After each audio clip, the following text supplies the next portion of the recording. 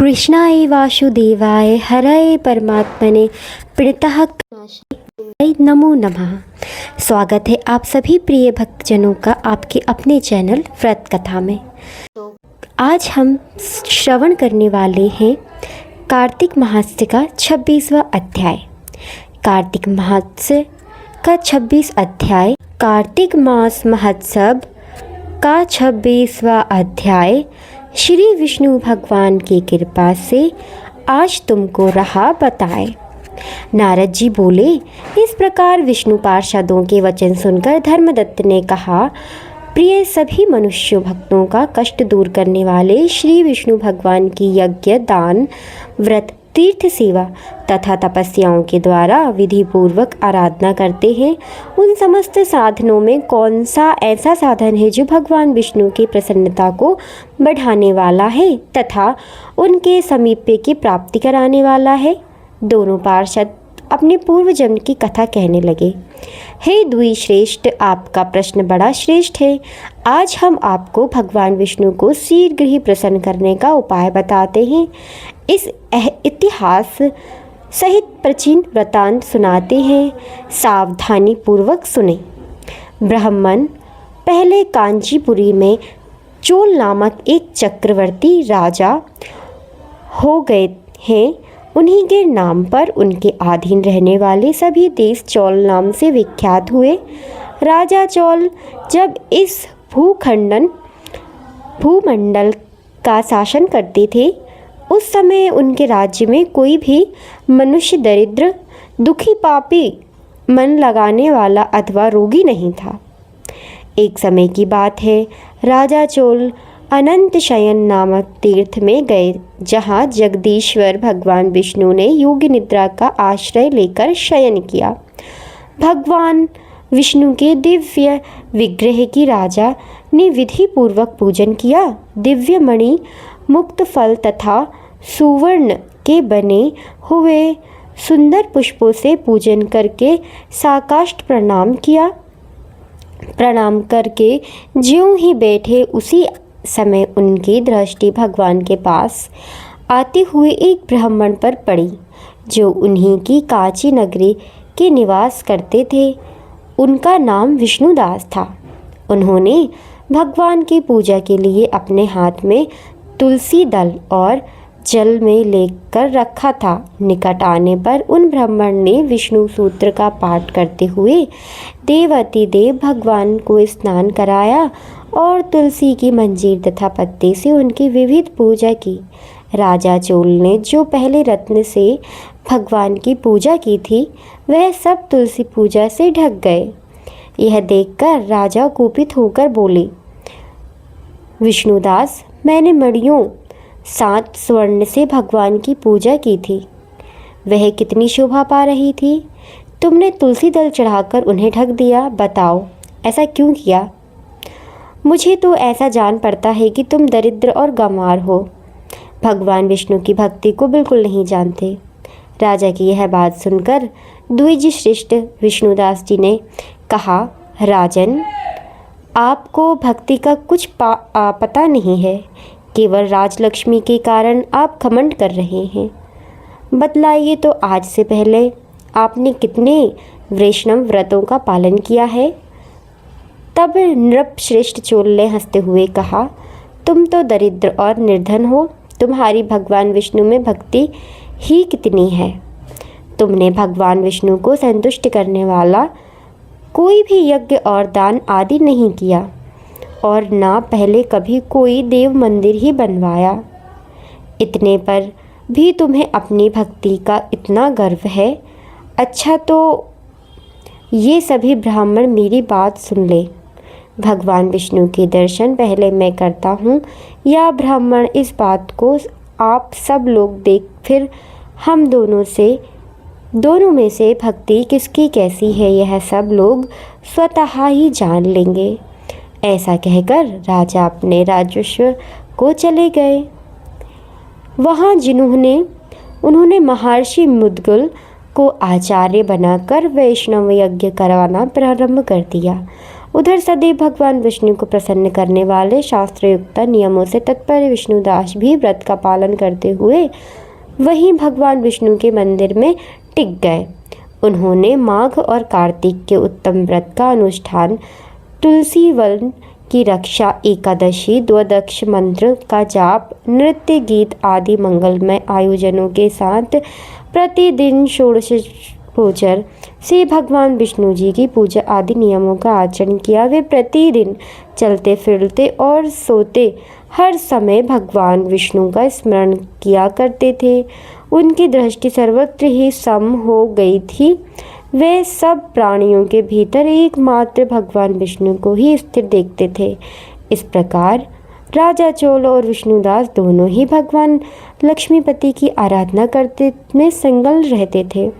दोनों ही अपने अपने व्रत में स्थित रहते थे और दोनों ही की संपूर्ण इंद्रियां तथा समस्त कर्म भगवान विष्णु को समर्पित हो चुके थे।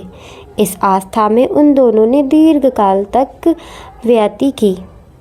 तो प्रिय मित्रों, यह था 26वां अध्याय कार्तिक मास का। आगे की कथा हम 27वें अध्याय में पढ़ेंगे। अगर आपको ये कथा अच्छी लगी हो तो कृपया आप वीडियो को लाइक और चैनल को सब्सक्राइब करना तो बिल्कुल भी ना भूलें।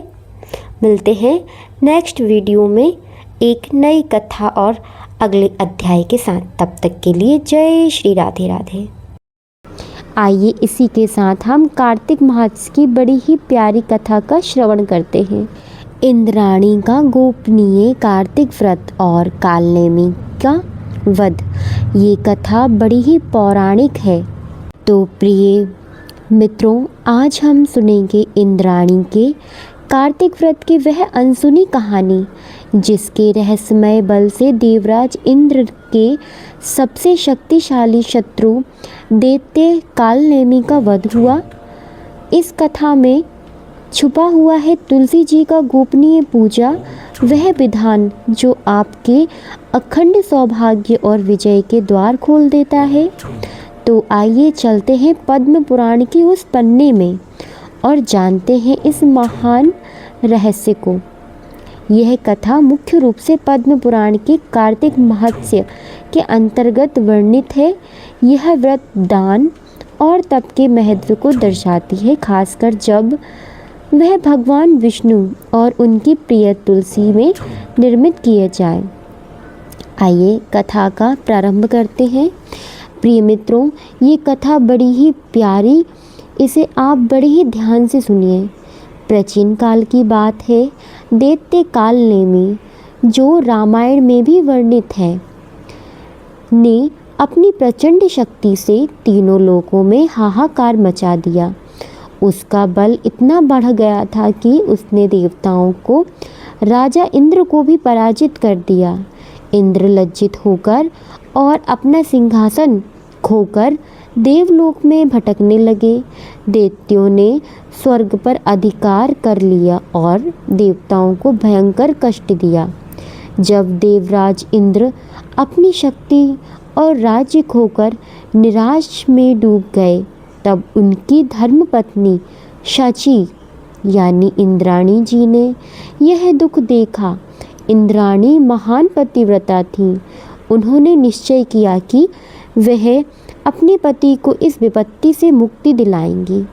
उन्हें ज्ञात था कि देवताओं की शक्तियों से नहीं, बल्कि धर्म और पतिव्रता के बल से ही यह संकट टल सकता है। इंद्राणी ने भगवान विष्णु के प्रिय कार्तिक मास के महत्व को जाना। उन्होंने गुप्त रूप से कार्तिक मास का व्रत करने का संकल्प किया। इंद्राणी जी ने अपने व्रत को पूर्ण रूप से गोपनीय रखा। उन्होंने सोचा कि यदि व्रत की शक्ति सबको ज्ञात हो गई तो उनका प्रभाव कम हो सकता है। उन्होंने कार्तिक स्नान के कठोर नियम का पालन किया। वह प्रतिदिन सूर्योदय से पूर्व उठकर किसी को बिना बताए एकांत में भगवान विष्णु जी की आराधना करती थीं। उन्होंने विशेष रूप से तुलसी जी के पौधे के पास घी का दीपक जलाया और वहीं बैठकर पूजा की। उन्होंने तुलसी जी से प्रार्थना की, हे माँ वृंदे, आप भगवान विष्णु की प्रिया हैं। मैं अपने पति के कष्टों को दूर करने के लिए वह गोपनीय व्रत कर रही हूँ। मेरे पतिव्रता धर्म और आपके महत्व से भगवान मेरी प्रार्थना अवश्य स्वीकार करें। इंद्राणी ने अपनी तपस्या में लीन होकर दिन रात भगवान हरि का स्मरण किया। इंद्राणी का यह गुप्त व्रत, उनका शुद्ध प्रेम और तुलसी के समीप की गई आराधना इतनी शक्तिशाली थी कि स्वयं भगवान विष्णु उनके सामने प्रकट हो गए। भगवान विष्णु मुस्कुराते हुए कहा, हे इंद्राणी, तुम्हारे पतिव्रत धर्म और कार्तिक मास में की गई तुम्हारी इस गोपनीय पूजा ने मुझे अत्यंत प्रसन्न किया है। इस व्रत की शक्ति इतनी महान है कि इसने दैत्य कालनेमी के पापों का नाश कर दिया। तुम्हारे व्रत के पुण्य प्रभाव से अब इंद्र का पुनरुत्थान होगा। दैत्य कालनेमी की असुरी शक्ति क्षीण हो जाएगी और तुम्हारे पति शीघ्र ही उसे पराजित करके अपना राज्य वापस प्राप्त करेंगे। भगवान के वरदान के अनुसार इंद्र को पुनः शक्ति प्राप्त हुई।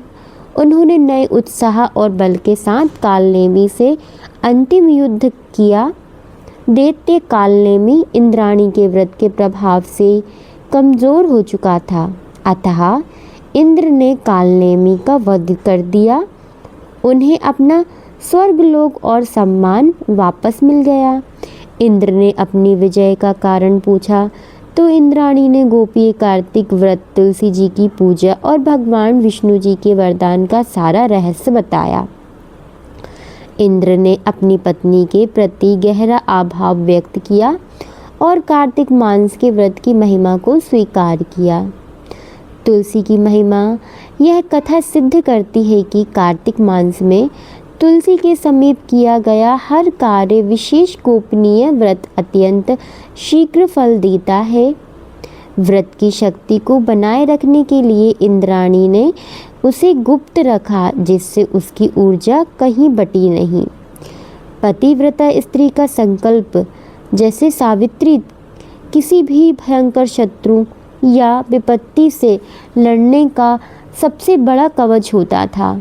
तो मित्रों, देखा आपने देवी इंद्राणी ने किस तरह अपने अखंड सौभाग्य और अटूट विश्वास के बल पर देवराज इंद्र को सबसे बड़े संकट से बाहर निकाला।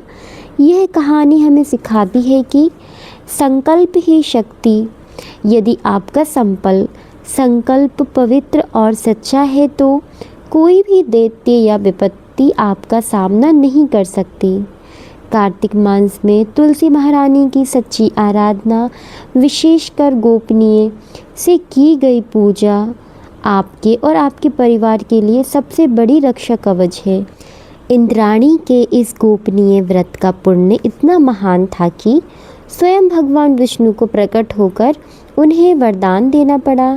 याद रखिए, यह कार्तिक मास में हमें अवसर देता है कि हम भी अपनी इंद्राणी जैसी शक्ति को जागृत करें और अपने परिवार के लिए सौभाग्य का किला मजबूत करें।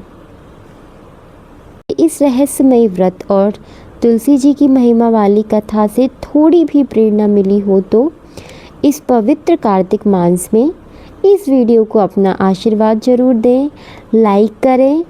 अगर आपको यह अनसुनी पौराणिक कथा पसंद आई हो तो इस कथा को एक विष्णु प्रिया लाइक देकर अपना प्रेम व्यक्त करें, शेयर करें। इस ज्ञानवर्धक कथा को अपने सभी परिजनों के साथ शेयर करें। क्या पता आपकी एक शेयर किसी के जीवन का सबसे बड़ा संकट टाल दे। कमेंट बॉक्स में सच्चे हृदय से लिखें जय तुलसी महारानी या ओम नमो भगवते वासुदेवाय। साथ ही यह भी बताएं कि कार्तिक मास की और कौन सी अनसुनी कथा आप सुनना चाहते हैं।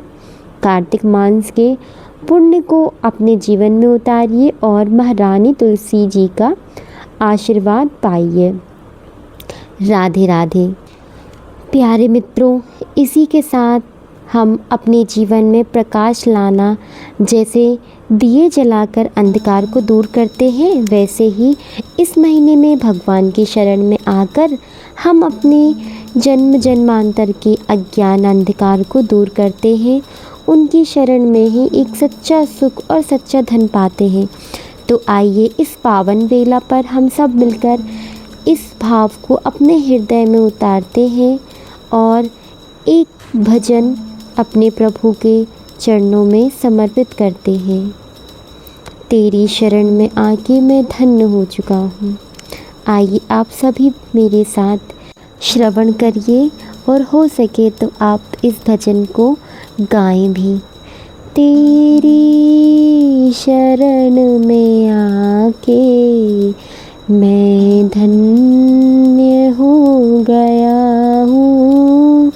तेरी शरण में आके मैं धन्य हो गया हूँ। जन्मों की प्यास थी जो, जन्मों की प्यास थी जो, संपन्न हो गया हूँ। तेरी शरण में आके मैं धन्य हो गया हूँ। कितने मिले अमीर यहाँ, कितने गरीब हो गए। कितने मिले अमीर यहाँ, कितने गरीब हो गए। पर आप मिल गए हो तो मैं धनवान हो गया हूँ। पर आप मिल गए हैं तो धनवान हो गया हूँ। तेरी शरण में आके मैं धन्य हो गया हूँ। दुख में तड़प रहा था प्रभु, दुख में तड़प रहा था मुद्दतों से मैं। एक आपका सहारा साकार हो गया हूँ। एक आपका सहारा साकार हो गया हूँ। तेरी शरण में आके मैं धन्य हो चुका हूँ। करना कभी न दूर प्रभु चरणों से आपके, करना कभी न दूर प्रभु चरणों आपके। चरणों के ही सहारे भव पार हो गया हूँ। चरणों के ही सहारे भव पार हो रहा हूँ। तेरी शरण में आके मैं धन्य हो गया हूँ। प्रिय मित्रों, यह था कार्तिक मास में गाए जाने वाला भजन। प्रिय भक्तों, इसी के साथ एक तुलसी जी का भजन तो होना चाहिए। आइए तुलसी महारानी का एक भजन गाते हैं। तुलसा महारानी नमो नमः, तुलसा महारानी नमो नमः। हरे की पटरानी नमो नमः। कौन महीने में बोई रानी तुलसा, कौन महीने में बोई रानी तुलसा, तो कौन महीने हुई है हरियाली, हुई है हरियाली नमो नमः।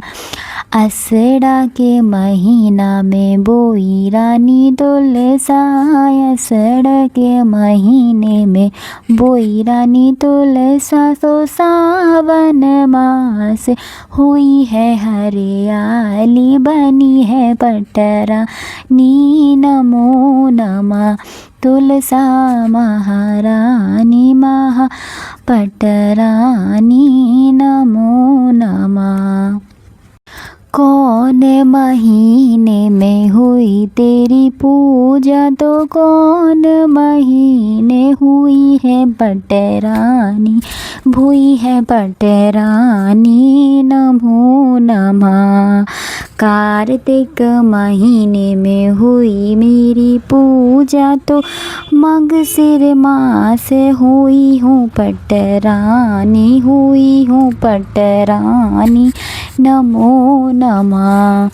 धूप दीप नैवेद्य आरती, धूप दीप नैवेद्य आरती। पुष्पन की बरसा है बरसानी, बरसा है बरसानी।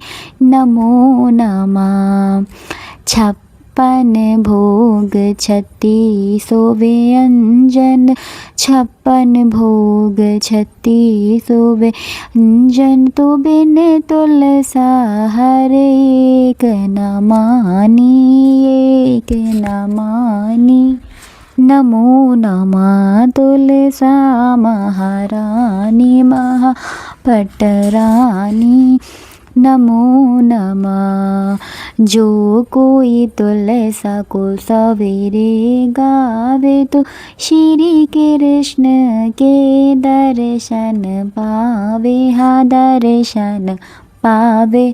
जो कोई तुलसा को दोपहर गावे, सो श्रीखंड खीर खंड के भोग लगाए, हाँ भोग लगाए। जो कोई तुलसा माई को साँझ को गाए, श्री कृष्ण जी की आरती उतारे, आरती उतारे। जो कोई तुलसा को आधी रात गावे, तो श्री कृष्ण के चरण दबावे, हाँ चरण दबावे। नमो नमः तुलसा महारानी महापटरानी, नमो नमः तुलसा महारानी महापटरानी, नमो नमः। बोली तुलसा महारानी की जय। जय श्री राधे। आप सभी भक्तों को मेरा राधे राधे। अगर आपको ये वीडियो पसंद आई हो, कथा कहानियाँ अध्याय अच्छे लगे हों, तो आप वीडियो को लाइक करें, शेयर करें, कमेंट करें एंड सब्सक्राइब करना तो बिल्कुल ना भूलें। मिलते हैं नेक्स्ट वीडियो में एक नए अध्याय और नई कहानियों के साथ। इस कार्तिक महोत्सव में हम बड़ी ही प्यारी प्यारी कहानियाँ आपके लिए लाएंगे। आप और कौन सी कहानी सुनना चाहते हैं वो कमेंट बॉक्स में ज़रूर लिखें। तब तक के लिए जय श्री राधे, जय हरि नारायण।